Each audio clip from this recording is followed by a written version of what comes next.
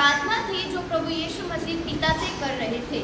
दूसरी वाणी जो हमने सुनी वो ये थी कि तू आज ही मेरे साथ स्वर्गलोक में होगा। वो एक वायदा था जो प्रभु यीशु मसीह एक दूसरे पर्सन के साथ कर रहे थे। तीसरा जो वचन था वो ये था कि नारी देख तेरा पुत्र ये है और देख तेरी माता ये है। वो एक चिंता थी जो प्रभु यीशु मसीह को अपने पीछे से अपनी माँ के लिए थी, जो वो एक अपने चेले को बोल के गए थे कि देख तेरा पुत्र ये है और देख तेरी माता ये है। और चौथी वाणी जो हमने देखी थी वो अभी जो अंकल राजू ने बोली है कि तूने मुझे क्यों छोड़ दिया। वो एक पीड़ा थी प्रभु की जो प्रभु जाहिर कर रहे थे क्रूस पे कि तूने मुझे क्यों छोड़ दिया। अब समय है पांचवी वाणी का जो ये है कि मैं प्यासा हूँ। प्यास के बारे में हमने आज तक कितने गुड फ्राइडेज निकल गए, हमने बहुत बार सुना होगा कि प्रभु किस लिए प्यासे हैं, प्रभु हमारी रूहों के प्यासे हैं, प्रभु हमारी प्रार्थनाओं के प्यासे हैं। हम बहुत चीज़ें हमने सुनी है कि प्रभु किस किस चीज़ के प्यासे हैं। लेकिन आज जिस मैं प्यास की बात करूँगी वो प्यास है एक मांग। एक पांचवी वाणी जो प्रभु यीशु मसीह यहाँ पे लिख रहे हैं वो एक मांग है, क्योंकि वो शख्सियत जो खुद जीवन का जल देने की क्षमता रखती है वो प्यासी कैसे हो सकती है।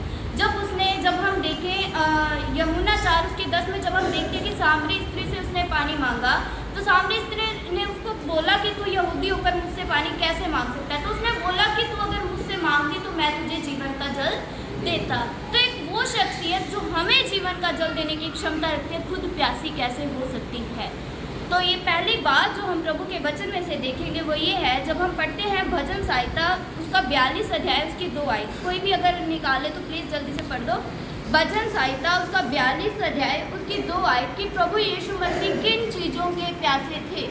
क्या प्यास थी प्रभु के अंदर कि प्रभु ने ये वचन क्रूस पे बोला कि मैं प्यासा हूँ। अगर किसी ने निकाल लिया तो जीवते ईश्वर हाँ परमेश्वर का मैं प्यासा हूँ, मैं कब जाकर परमेश्वर को अपना मुंह दिखाऊं। Thank you.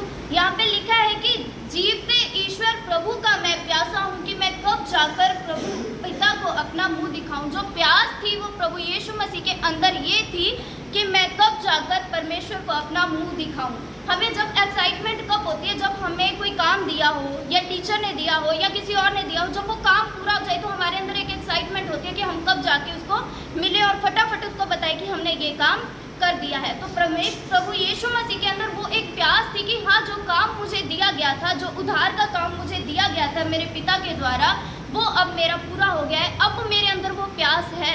प्रभु कह रहे कि हे पिता अब मैं प्यासा हूँ कि मैं कब तेरे को आके अपना मुंह दिखाऊं, कब तुझे आके मिलूं, को तेरे सामने हूँ कि जो काम तेरे द्वारा वो काम मेरा पूरा हो गया है।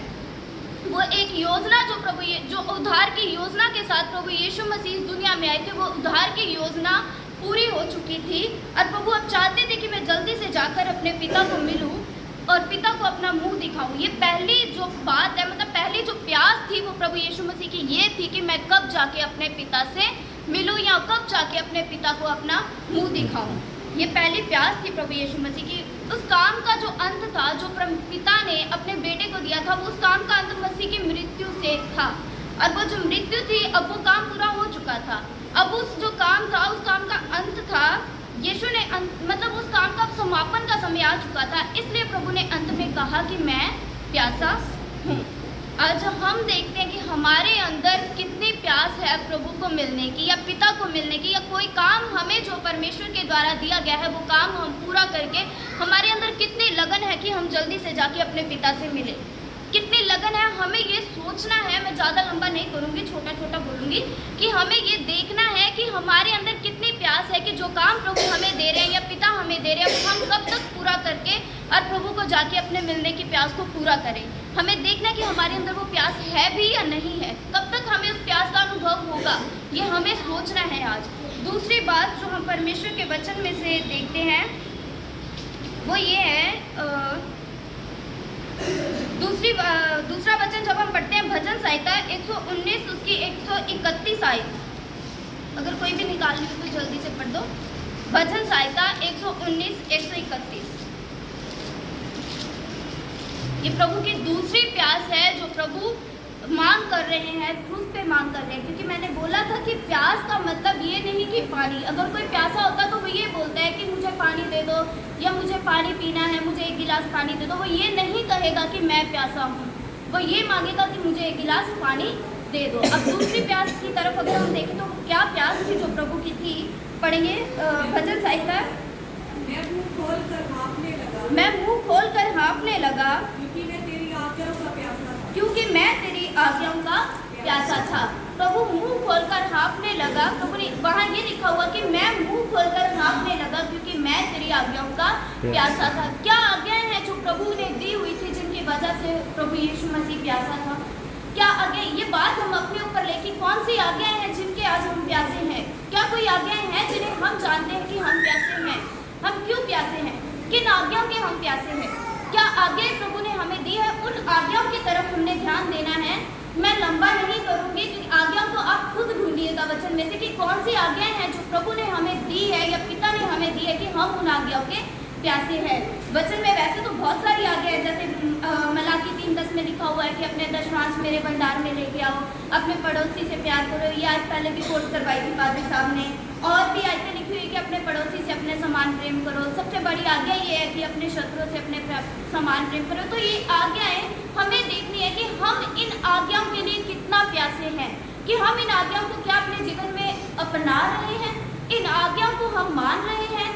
क्या हमारे अंदर वो प्यास है उन आज्ञाओं को मानने की जो आज्ञाएं प्रभु ने हमें दी हैं? इसलिए हमें ये चीज़ को देखना है कि हम इन आज्ञाओं के लिए, प्रभु की आज्ञाओं के लिए कितने प्यासे हैं। जब हम प्रभु की आज्ञाओं को पूरा करते हैं, उन आज्ञाओं को पूरा करके फिर हमें एक खुशी होती है, फिर हम अपने पहले वाले स्टेप की तरफ बढ़ते हैं जो मैंने पहले बात बताई है कि मैं प्रभु को जाके अपना मुंह दिखाऊं, मैं उस चीज़ का प्यासा हूँ। तब तक हमारे अंदर प्यास नहीं होगी जब तक हम प्रभु की आज्ञाओं को नहीं मानेंगे या प्रभु की बातों को जो प्रभु ने हमें दी है उनको नहीं मानेंगे।